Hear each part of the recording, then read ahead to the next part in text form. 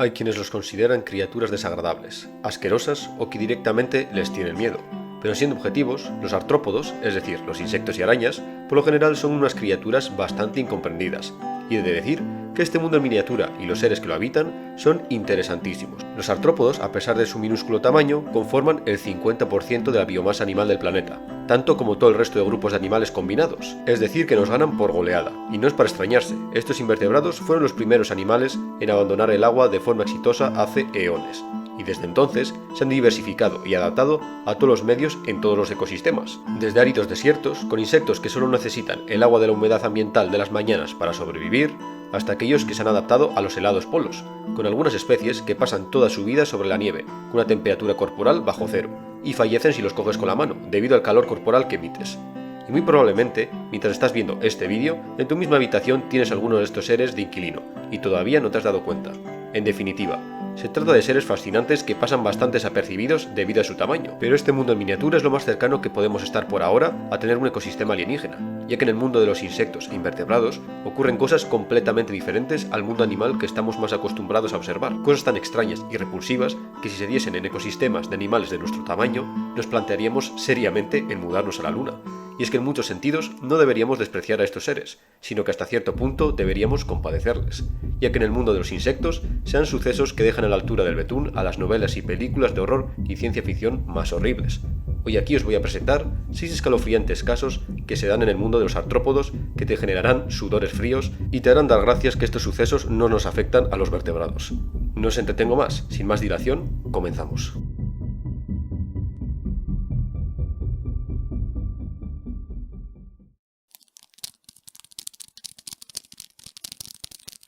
En este puesto nos encontramos un comportamiento bastante expandido en el mundo de los insectos, el canibalismo. Pero más específicamente, algunos insectos llevan a cabo un canibalismo bastante especial, un canibalismo sexual. Un perturbador ritual que no deja indiferente a nadie. Los machos de estos invertebrados deben andarse con mucho ojo en la época de apareamiento. Los insectos son un clarísimo ejemplo de dimorfismo sexual, es decir, que la hembra y el macho tienen atributos físicos diferentes, algo común en todo el reino animal en general. Pero los insectos y arácnidos lo llevan al siguiente nivel. Por regla general, las hembras son mayores que los machos, y dependiendo de la especie, la diferencia del tamaño puede llegar a ser abismal. Es por ello que en el caso de muchas especies de arañas, el macho suele llevar una especie de ofrenda a la hembra, para calmarla, o mejor dicho, para entretenerla, mientras él se dedica a lo suyo. Un juego muy arriesgado. Esto sí que es una cita explosiva. El ejemplo más sonado, como no, es la mantis religiosa, que devora al macho después de la cópula. A pesar de su fama, este no es un proceso especialmente común en las mantis. Los motivos no están probados al 100%, pero la teoría dominante es que en épocas de escasez de alimentos las hembras devoran al macho de menor tamaño, para obtener nutrientes necesarios para el desarrollo de sus crías. Pero mientras que en las mantis estos casos parecen ser una medida extrema, en el caso de algunas arañas, como las viudas negras, parece ser la regla. Las hembras de la viuda negra suelen atacar directamente al macho después del apareamiento, de ahí su nombre, viuda negra. Lo más curioso es que el macho no pone gran resistencia, y de hecho parece lanzarse hacia los colmillos de su pareja, sacrificando su vida. Este sacrificio tiene un objetivo. Mediante este ritual, el macho puede llenar a su pareja con más cantidad de esperma. La hembra conserva dicho esperma en 2 órganos de almacenamiento y puede controlar cuándo utilizar estas células acumuladas para fertilizar los huevos. Si se aparea de nuevo, el esperma del segundo macho puede desplazar el del primer pretendiente, ya fallecido. Pero se ha demostrado que las hembras que devoran a su primera pareja tienen más posibilidades de rechazar a la siguiente. Así que cometiendo este suicidio copulativo, los machos garantizan su paternidad. Se trata de uno de los grupos de invertebrados que más terror generan sin ninguna duda, tanto es así que el miedo hacia estos seres tiene su propia fobia oficial, aceptada por todos los círculos de psicólogos del mundo, aracnofobia. El miedo hacia las arañas es por lo general algo irracional. Vale que en ciertas latitudes existen algunas con venenos muy potentes. Entre las más peligrosas está la araña de embudo australiana. Esta gran y agresiva araña es portadora de un veneno que puede acabar contigo en un lapso de tiempo de entre 15 minutos y un día, dependiendo en cómo tu cuerpo reacciona, causándote un edema cerebral. Pero por lo general esta fobia se da por la repulsión y el horror que el aspecto tan alienígena de estos invertebrados genera. 8 patas articuladas, varios ojos apuntando a todas las direcciones, grandes colmillos exteriores. Pero exceptuando algunas especies exóticas venenosas, no representan un peligro para nosotros. Ahora bien, la cosa cambia completamente para los animales que comparten su tamaño, ya que las arañas son uno de los grupos de depredadores más eficientes del planeta, y sus técnicas de caza van desde la conocida estrategia de la tela de araña hasta otros métodos muy ingeniosos. Algunas, como las arañas lanzadoras, utilizan una pequeña red en sus patas delanteras que utilizan como cepo. Otras, como las arañas cangrejo, se camuflan con sus vivos colores en flores y esperan a que un desafortunado insecto se acerque a polinizarla. Las arañas de tapadera se esconden bajo tierra camufladas con una tapa hecha de tierra, y cuando detectan vibraciones, se abalanzan rápidamente sobre su víctima. También hay especies que utilizan feromonas para atraer polillas que se acercan confiadas pensando que están siguiendo el rastro a una pareja, hasta que ya es demasiado tarde. Y hay un grupo de arañas en concreto que utilizan un método de caza siniestramente inteligente: las arañas saltadoras. Más concretamente, las portias son unos diminutos arácnidos que se mueven tan rápido que parece que se teletransportan en cada salto. Sus grandes ojos calculan distancias en una fracción de segundo. También son estos grandes ojos lo que les hace desmarcarse del resto de arácnidos. La mayoría de arañas, insectos, tienen estos ojos compuestos inexpresivos, como grandes vidrios que parecen que miran a través de ti. Pero las portias son de los pocos insectos que te miran directamente, enfocando sus grandes ojos frontales y reaccionando a tus movimientos. Me atrevería a decir que estos grandes ojos y estos movimientos, casi de curiosidad, las hacen hasta cierto punto adorables. Pero centrémonos en sus sorprendentes técnicas de caza. Se trata de una araña especializada en cazar otras arañas. Para ello, se acerca a las telas de araña de alguna especie de araña tejedora y utiliza sus 8 patas y los pedipalpos delanteros para arrancar meticulosamente las hebras a un ritmo que imita las vibraciones que haría una criatura indefensa enredada, atrayendo a su presa araña fuera de su centro de telaraña, para luego abalanzarse sobre ella. Del mismo modo, son capaces de imitar vibraciones que producen machos de algunas especies de arañas tejedoras, para atraer a las hembras. Pero uno de los datos más perturbadores de las arañas en general es lo que ocurre después con sus víctimas. Todas las arañas del mundo tienen veneno en mayor o menor medida. Se tratan de venenos paralizantes, es decir, que una vez mordidas, las víctimas de las arañas quedan completamente congeladas, sin poder reaccionar. Acto seguido, los arácnidos inyectan enzimas digestivas, es decir, que los insectos atrapados en las redes de estos artrópodos comienzan a disolverse en vida, hasta convertirse en un paquete licuado que luego la araña absorberá. Es por ello que lo único que queda de las presas de una araña no es más que un exoesqueleto vacío y seco. Imaginaos que esto os ocurriese a vosotros. En nuestro caso, al no tener exoesqueleto, todo nuestro tejido orgánico se iría disolviendo hasta volverse un globo sanguinolento, y lo único que quedaría en el interior intacto serían nuestros huesos. Las arañas en general se quedan con este puesto. Los conflictos armados forman parte de la naturaleza humana.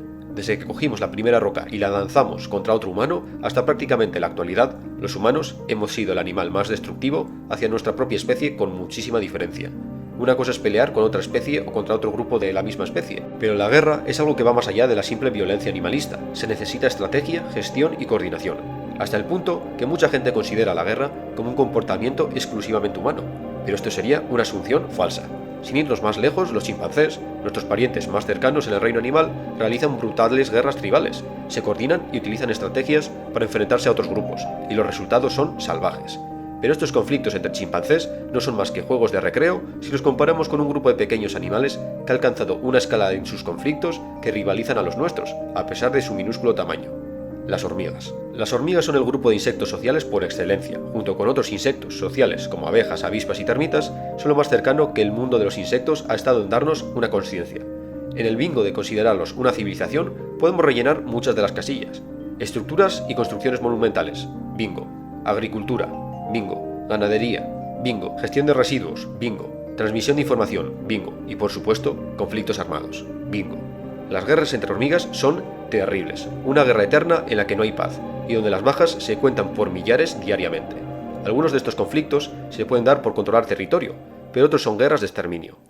Las hormigas guerreras, o hormigas legionarias, son un grupo de hormigas nativas de Sudamérica, que en vez de ser una especie estacionaria que construyen hormigueros, forman una horda nómada que arrasa con todo animal que se encuentran en el suelo del bosque. Una de las víctimas más deseadas de esta marabunta son otras colonias de hormigas, como por ejemplo las cortadoras de hojas, y ver cómo estas hormigas guerreras llevan a cabo la invasión hiela la sangre, y a la vez fascina, por lo similar que es a las guerras que hemos librado en la antigüedad con una horripilante diferencia. Esta es una guerra de aniquilación y consumo. Primero llega la avanzadilla de hormigas guerreras, las exploradoras, un puñado de ellas, que valoran y analizan el objetivo. Si el hormiguero en cuestión es demasiado poderoso, las exploradoras pasarán de largo, pero si se trata de una colonia de hormigas pequeña o debilitada, las exploradoras comienzan a marcarla con feromonas. Una vez las exploradoras terminan su trabajo, comienza el caos. El hormiguero detectará las feromonas intrusas alrededor del hormiguero, y toda la colonia hará sonar la alarma. Todos los individuos se prepararán para la batalla.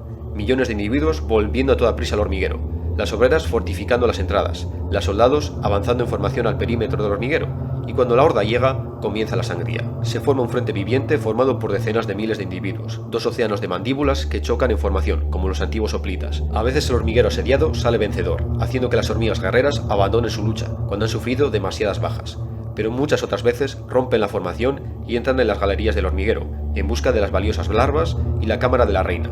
Es aquí, en estos pasillos subterráneos, donde la Guardia Real prepara su última batalla defendiendo a la reina. Si la reina cae, es el fin. Las hormigas soldados son tan destructivas que algunas especies de hormigas tropicales han sido obligadas a evolucionar estrategias radicales para asegurar su supervivencia. Algunas especies comienzan una evacuación en masa tan pronto como la avanzadilla de hormigas guerreras es detectada, trasladando tanto las larvas como la reina a otro emplazamiento. En otras especies, algunas castas del hormiguero han desarrollado cabezas gigantes blindadas que se usan para bloquear las entradas como escudos en las termópilas. Así de peligrosas son las hordas de hormigas, que se especializan en atacar otros hormigueros. Imagínate que vives en un mundo en el que de repente comienzan a sonar las alarmas indicando que tu ciudad está a punto de ser atacada.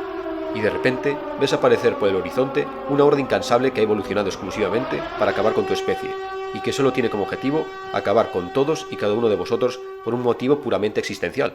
No porque os odian, ni porque ocupéis un área importante, simplemente vosotros sois el recurso.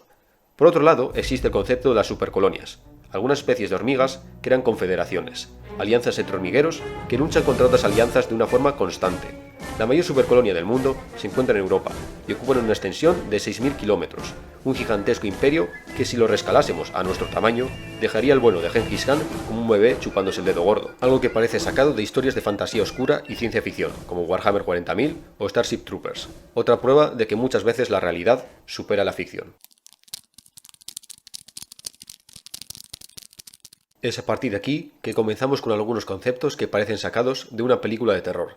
Dad la bienvenida a los parásitos, algo que es muy común en el mundo de los invertebrados. Y nuestro primer parásito es un ser que claramente inspiró a uno de los monstruos más conocidos del cine de la ciencia ficción. Para introducir al propietario de este puesto, dejadme que os cuente algo de lo que fui testigo en vivo y en directo. En el balcón de mi cuarto tenía una colmena, no preguntéis cómo acabó ahí. El caso es que durante 2 años vi cómo las abejas iban y venían, trabajando incansablemente. Pero un día me di cuenta de que algo raro pasaba. Lo que antes era un desfile constante, ahora no era más que una solitaria abeja que venía cada minuto. Algo malo le había pasado a la colmena. Tan pronto abrí la tapa, presencié el problema. Una marea de orugas blanquecinas comenzó a reptar fuera de la colmena. Ni qué decir que no se trataban de larvas de abeja, eran larvas de una polilla parasitaria, que colocaba sus huevos en colmenas débiles, y al nacer estas orugas se alimentan de la miel y las jóvenes abejas. Algunas de estas orugas acabaron colándose en mi habitación, sin que me diese cuenta, y un día me las encontré en sus capullos de seda pegadas a la pared. Por pura curiosidad no las quité. Las dejé ahí para que completasen su metamorfosis y poder ver cómo eran las famosas polillas. Pasaban los días, las semanas, y a primera vista no ocurría nada. Pero una mirada más detenida a uno de los capullos me hizo darme cuenta de que estas orugas, o lo que quedaba de ellas, estaban llenas de agujeros. Los parásitos habían sido parasitados. Algo se había comido a estas larvas de dentro a fuera, y luego habían emergido reventando al animal. ¿El culpable de esto? Un diminuto insecto que vi rondando la colmena días antes, y al que saqué esta foto. Este insecto de brillos metálicos no es otra cosa que un horrible parásito, una avispa de oro. Bienvenidos al escalofriante mundo de las avispas parasitarias. Estos animales tienen un ciclo de reproducción idéntico al del xenomorfo de la saga de películas Alien. Cada subespecie se especializa en diferentes animales, algunas en orugas, otras en cucarachas, otras en arañas. Las atacan inyectándolas un veneno paralizante, y después comienzan a depositar sus huevos en estos desafortunados invertebrados. Las larvas eclosionan y comienzan a devorar a su huésped en vida. Llegado a un punto, cuando ya están completamente formadas, estas avispas emergen del cuerpo del huésped, reventando el exoesqueleto y poniendo fin a su sufrimiento. Estas nuevas avispas crecerán hasta convertirse en adultas, y volverán a repetir el ciclo. Si pensabas que el ciclo de vida del xenomorfo era completamente exagerado y tan grotesco que no tiene sentido que una criatura se reproduzca de esta manera, después de esto te debe quedar claro que allá afuera unos pequeños xenomorfos llevan decenas de millones de años especializándose en una víctima en concreto, que ha demostrado que el arte imita la vida. Da igual lo muy grotesco que intentemos ser imaginándonos criaturas de pesadilla. La naturaleza ya nos lleva eones de ventaja en crear un bestiario espeluznante.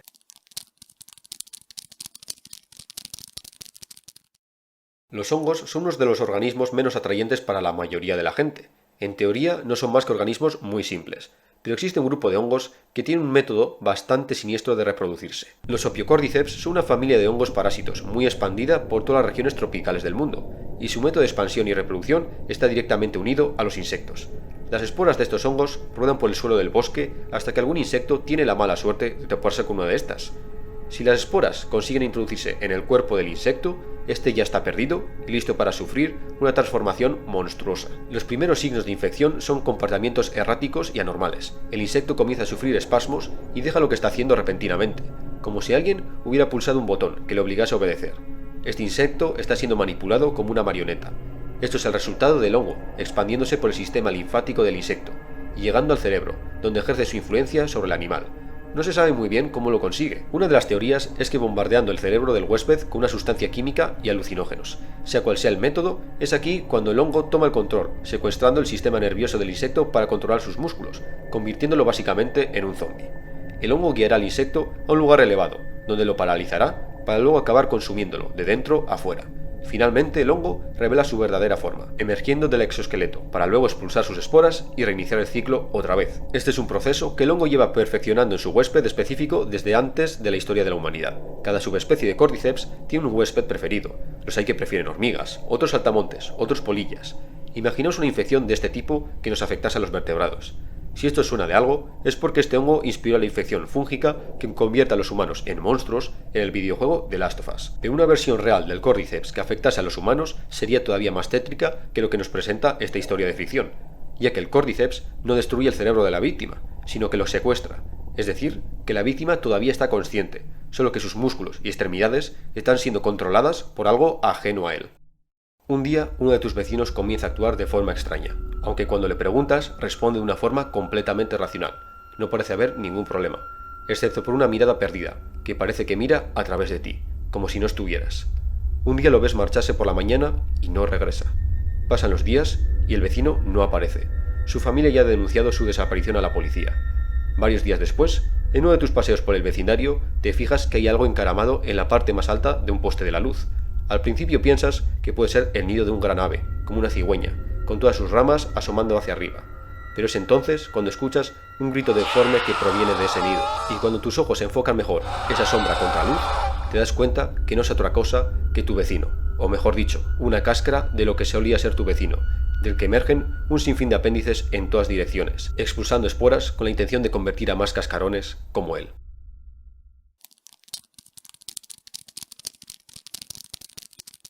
En este último puesto nos encontramos la cúspide del horror en el mundo de los artrópodos, algo muy similar al puesto anterior, pero desde mi punto de vista todavía peor y más horrido.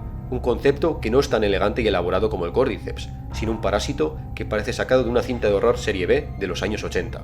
Agárrate bien a la silla, porque esto te dará escalofríos. Observa esta mantis. Todo parece normal, ¿cierto? Pues bien, sigue mirando.